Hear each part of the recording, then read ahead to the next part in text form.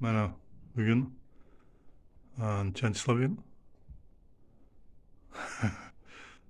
Shu 28 sentyabr kuni bo'lgan 2025-yil nevaramiz Baxtiyorov Fazliddin mentalniy arifmetika bo'yicha oliy o'rinni olib, mana shu savollar bilan keldi.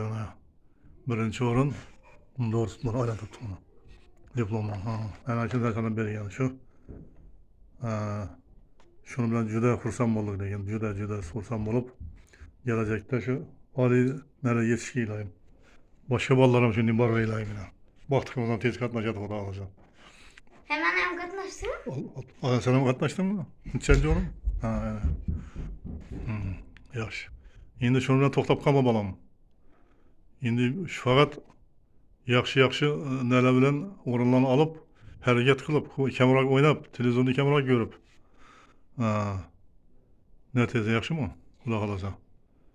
Yaxshilab tayyorlanib, bundan ham bu bilan tuqnatib qolsang bo'lmaydi lekin.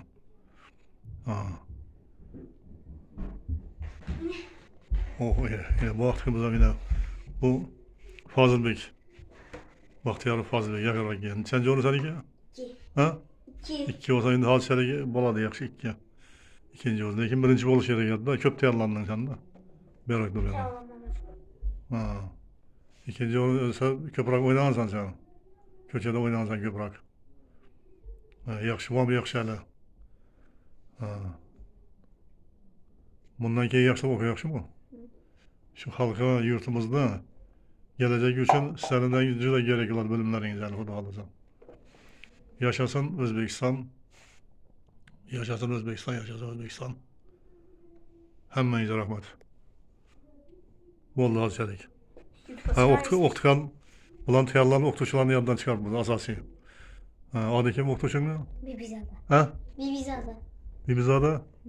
Familiyasi? Jumaniyaz. Jumaniyaz. Bibizada Jumaniyazovlara katta rahmat aytamiz. İlohim umrlari uzoq qo'ysin. Shunday nelarni shohidlarni chiqaveraymi. Shu Bibizada Jumaniyazova. Katta rahmat size. Domullah. İş qilib hamisha shuni bolalarni tayyorlaysiz. Katta odamlar yetib chiqinglar bolam. Sizni o'zingiz ham shu hamisha yaxshi kunlari borligini tilayman. Xizmatingiz yetgan. Katta rahmat.